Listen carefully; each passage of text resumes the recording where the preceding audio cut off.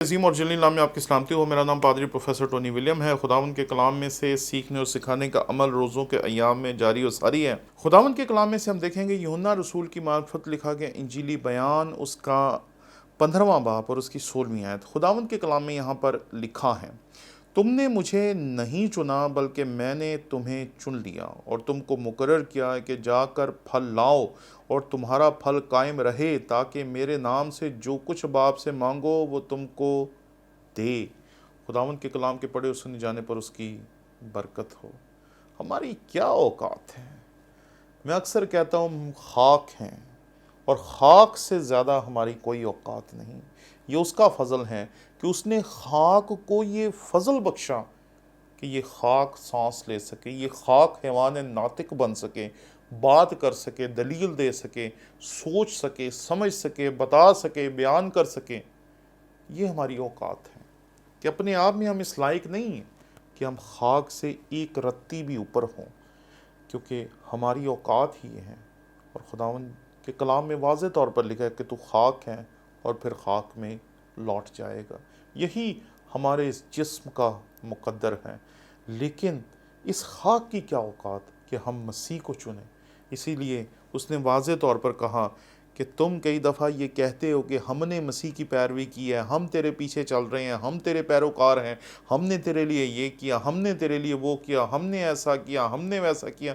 مسیح خداوند یہاں پر ہمیں ہماری اوقات یاد دلا رہے ہیں کہ تم نے مجھے نہیں چنا بلکہ میں نے تمہیں چن لیا اور تم کو مقرر کیا کہ جا کر پھل لاؤ۔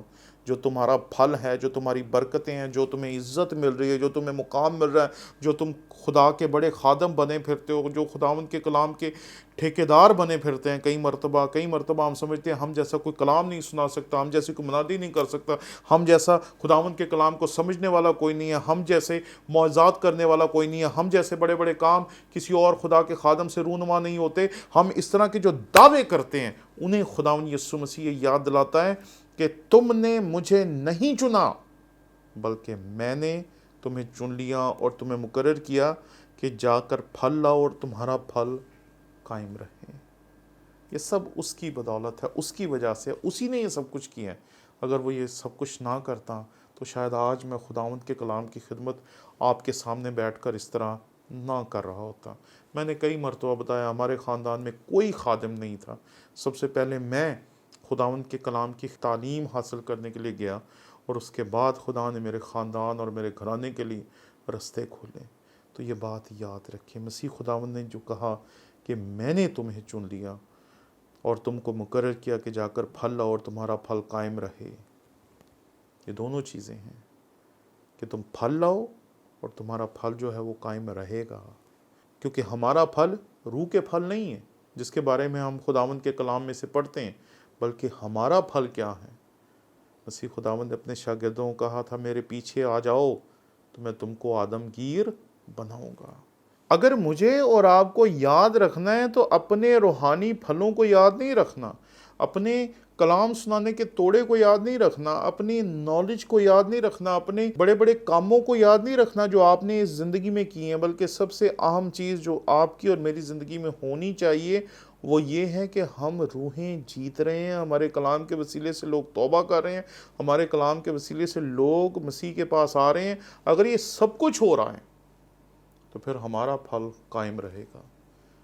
اور پھر مسیح خداوند جو کہتے ہیں وہ وہی الفاظ ہیں جو پہلے ہم نے دیکھے۔ اس سے پہلے جس آیت کی تفسیر ہم نے دیکھی اس میں بھی یہی تھا، تاکہ میرے نام سے جو کچھ باپ سے مانگو وہ تم کو دے گا۔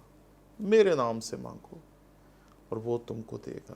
اسی لیے ہم اپنی ہر دعا کا اختتام اس طریقے سے کرتے ہیں کہ سب کچھ مانگتے ہیں مسیح یسوع کے نام میں، آمین۔ اور ہمارا یہ ایمان ہے کہ جو دعا ہم مسیح یسوع کے نام سے مانگتے ہیں خدا ضرور اس دعا کا ہمیں جواب دیتا ہے۔